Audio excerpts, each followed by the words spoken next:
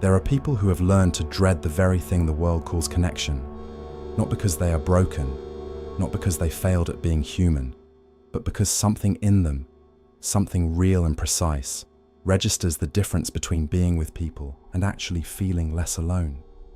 They walk into rooms full of voices and feel a kind of silence descend inside them that has no name.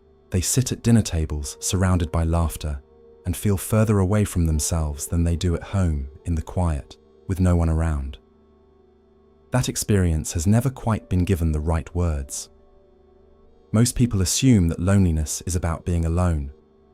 They picture an empty apartment, a Friday night with no plans, a phone that doesn't ring. They assume the cure is more people, more conversation, more presence. But there are people for whom the equation runs in the opposite direction entirely. For them, solitude is not where the loneliness lives. Solitude is where the loneliness finally stops. And the cruelest part of this isn't the experience itself. It's the confusion that follows it. You leave a party early and feel immediate relief, and then wonder what is wrong with you. You sit alone on a Sunday morning with your coffee and your thoughts, and you feel something close to peace, and then feel guilty for not wanting to share it with anyone. You cancel plans and notice your whole body exhales, and then spend the next hour in quiet shame for being the kind of person who celebrates a cancelled plan. The loneliness isn't in the solitude. It's in the gap between how you actually feel and how you believe you're supposed to feel. That gap is what this conversation is about. Because what you experience isn't a personality flaw or a social wound that hasn't healed yet. It's a specific psychological reality, one that has been lived by more people than anyone admits, and understood by fewer still. There is a psychology to this. There is a philosophy to this. And understanding it, really understanding it, changes the way you hold your own life. Let's begin with what's actually happening inside. When most people enter a social environment, they receive energy from it. The stimulation, the exchange, the sense of being seen, it fills something. For some people, social contact is genuinely restorative, and they leave a crowded room lighter than when they arrived. But for others, people like you, if you're still here, that same environment works in reverse. Every conversation requires output. Every smile requires management. Every moment of performing being present with others draws from a reservoir that doesn't refill in company. It only refills in quiet. It only refills alone. This isn't introversion in the simplified pop psychology sense, the kind reduced to pie charts and personality quizzes.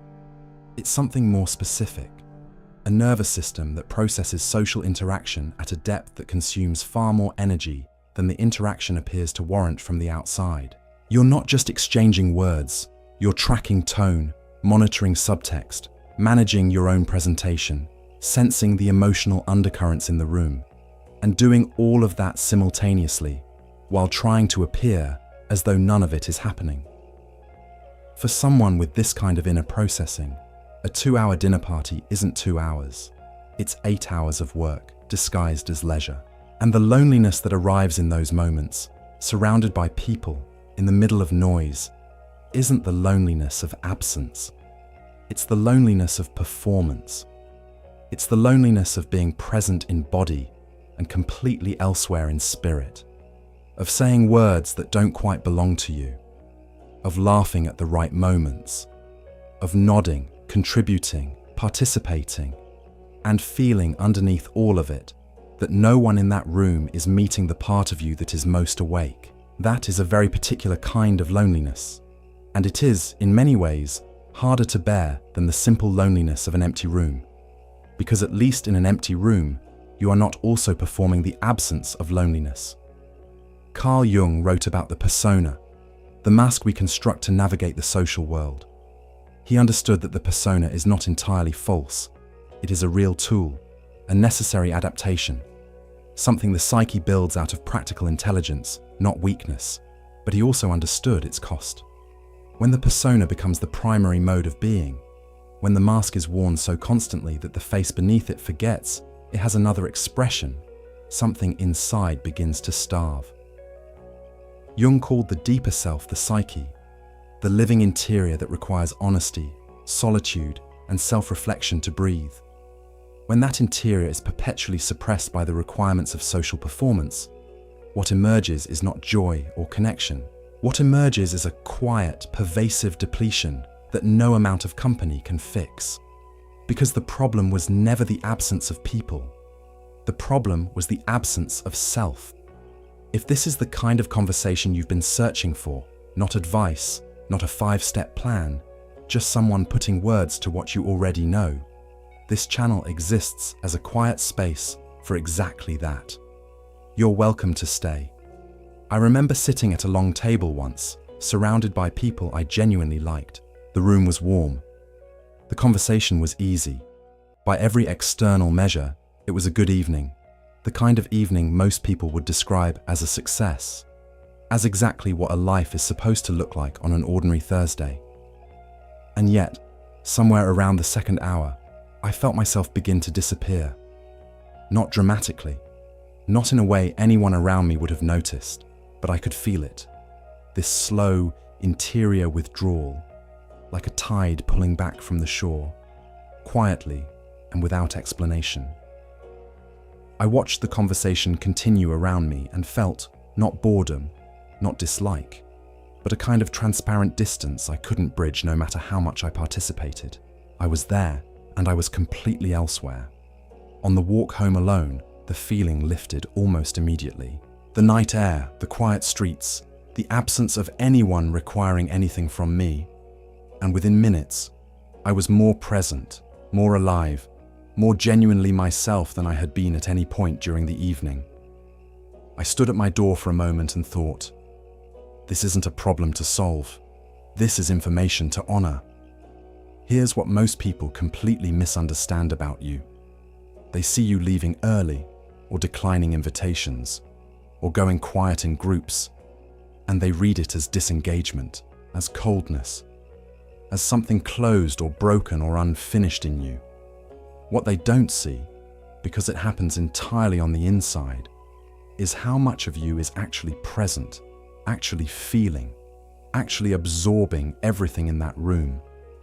The very sensitivity that exhausts you in crowds is also the sensitivity that makes you capable of genuine depth, of real listening, of real presence when the conditions finally allow for it. The people who feel the most in a crowded room are often the ones who look the least affected on the surface, because they have learned, over years, sometimes over decades, to manage the signal, to regulate the expression of everything they are receiving, just to survive the overstimulation without falling apart in public.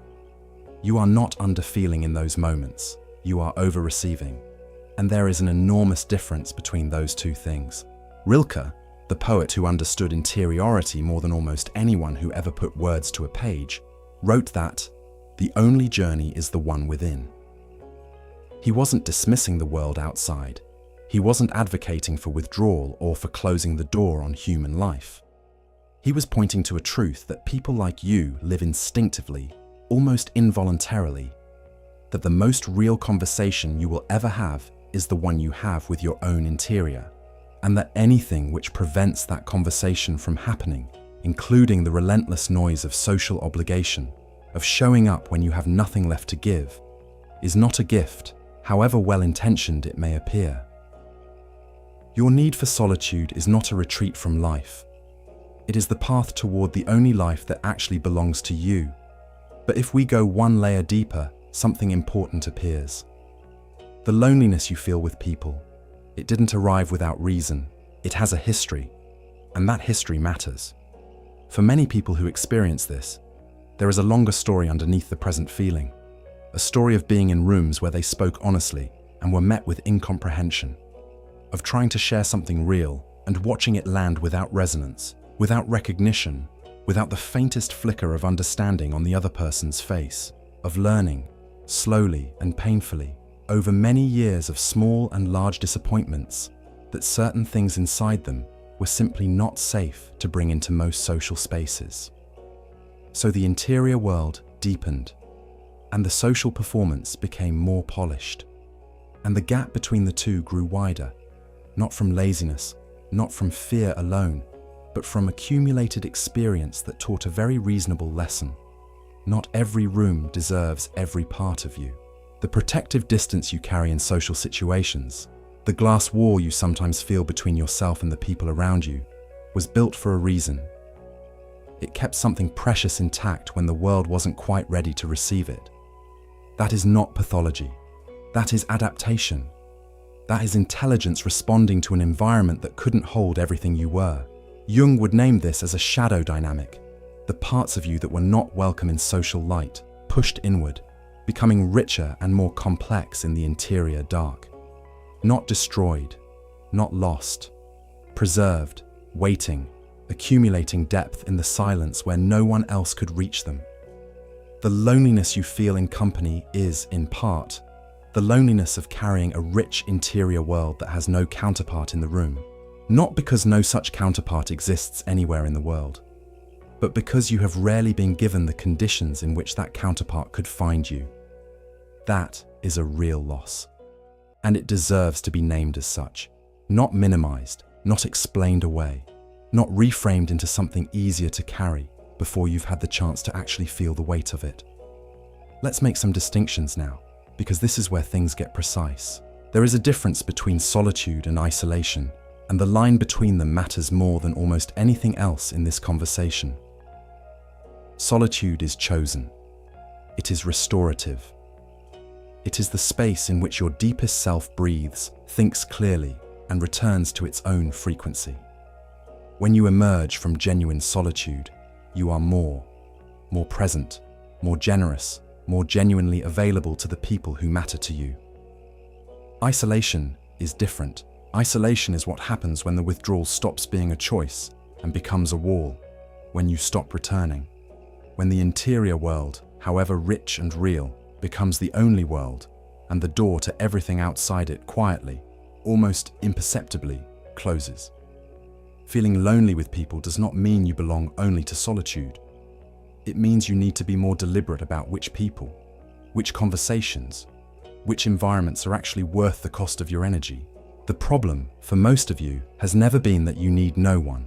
It's that you've spent so long in rooms where no one could meet you, where the most alive parts of you went unrecognized, unreached, that you stopped believing a real meeting was possible. And that belief, however understandable, is the thing worth examining. There is also a difference between exhaustion and not caring, and conflating the two has caused a great deal of unnecessary suffering. You care deeply. That is part of what exhausts you. The people who care the least are almost always the least drained by social interaction, because they are processing far less of what's actually happening in the room. They move through the surface of things and emerge unaffected. You don't move through the surface, you sink, and sinking takes everything. Your exhaustion is not indifference. It is the residue of caring too much, too precisely, in environments that were never designed to hold that kind of caring. And there is a difference between choosing fewer, deeper connections and convincing yourself that no connection is worth the risk. That distinction matters. It's worth sitting with honestly, without rushing toward a comfortable answer. And then comes the part that changes everything. Most people who feel lonely in company spend years, sometimes the better part of a decade, trying to fix the wrong problem. They push themselves to socialize more. They attend more events. They say yes when every cell in their body is quietly, firmly saying no. They diagnose themselves as defective, too sensitive, too introverted, too much, and they spend enormous energy trying to make themselves smaller, louder, more palatable, more like the version of a person the world seems to prefer. I spent months trying to talk myself out of it, trying to convince myself that the discomfort was just fear, that if I pushed through it enough times, the equation would finally reverse, and company would feel like what everyone said it was supposed to feel like: easy, energizing, natural. It never did, and for a long time I took that as evidence of something wrong with me. But it wasn't. I was simply solving for the wrong variable. The loneliness I felt with people wasn't evidence that I needed more people. It was evidence that I needed the right ones, fewer but realer, slower but deeper. Conversations where I didn't have to perform the absence of my own inner life in order to be accepted into the room. This is not a sign that something is broken in you. It's a sign that something in you knows the difference between contact and connection and refuses, at a very deep level, to mistake one for the other. That refusal is not a flaw. That refusal is a form of integrity that most people never develop because they were never forced to. Here's what you can begin to do with this understanding, gently, without forcing anything into a shape it isn't ready to take. It might mean giving yourself permission to stop measuring your social health by quantity. The number of invitations accepted, the number of events attended, the number of messages replied to before the end of the day. None of these are meaningful metrics for someone wired the way you are. It might mean paying careful attention to which specific people leave you more yourself, not less. There are people, rare and worth noticing when they appear, after whose company you feel more alive, not more depleted. They exist. The fact that they are rare doesn't mean they are mythological or beyond your reach. It might mean being honest, genuinely honest, without softening it, about the difference between the social obligations you carry out of real care and the ones you carry out of guilt or fear of judgment, or a decades-old story about what a good person is supposed to want. That distinction, made clearly and without self-deception, can return hours to your life that were never truly yours to give. It might mean building more deliberate solitude into your days, not as hiding, not as avoidance, but as maintenance. The way a musician tunes their instrument before performing. Your interior life requires regular tending. It is not an indulgence. It is the condition for everything else that matters to you. It might mean releasing the story that the loneliness you feel with people means you are incapable of real connection. You are not incapable. You are selective. And selectivity, practiced with self-awareness rather than fear, is not a weakness.